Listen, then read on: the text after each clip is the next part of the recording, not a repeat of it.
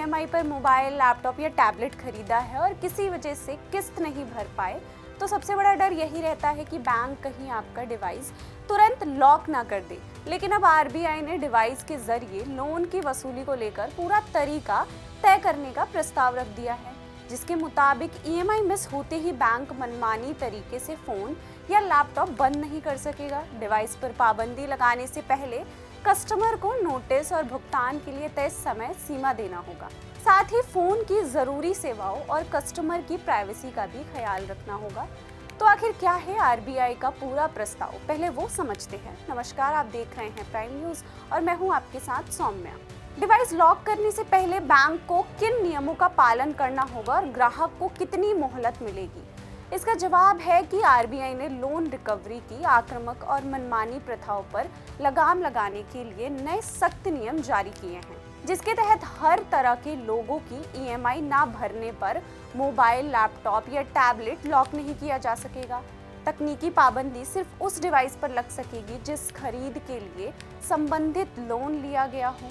Loan agreement में device पर पाबंदी लगाने की स्पष्ट शर्त होना जरूरी है। 60 दिन से अधिक बकाया होने पर बैंक को पहला नोटिस देना होगा।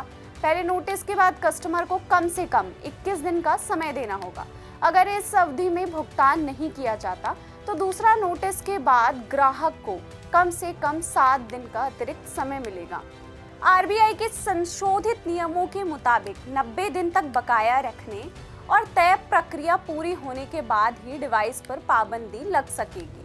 इसके अलावा डिवाइस को पूरी तरह बंद करने के बजाय धीरे धीरे सुविधाओं पर पाबंदी लगाने का प्रावधान अपनाना होगा। इनमें इंटरनेट, आने वाले कॉल और जरूरी इमरजेंसी सेवाएं बंद नहीं की जा सकेंगी। साथ ही बैंक के फोन में मौजूद निजी डेटा को बैंक एक्सेस या इस्तेमाल नहीं कर सकेगा। वही बकाया भुगतान के बाद 1 घंटे के भीतर डिवाइस की पाबंदी हटानी होगी। देरी होने पर ग्राहक को 250 रुपये प्रति घंटा के हिसाब से मुआवजा देना होगा।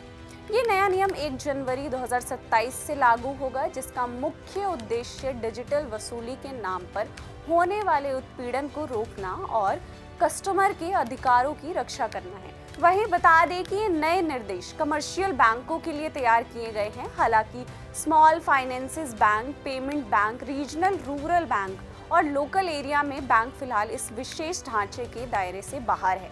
फिलहाल इस वीडियो में इतना ही, लेकिन आगे की जानकारी के लिए हमारे साथ जुड़े रहें।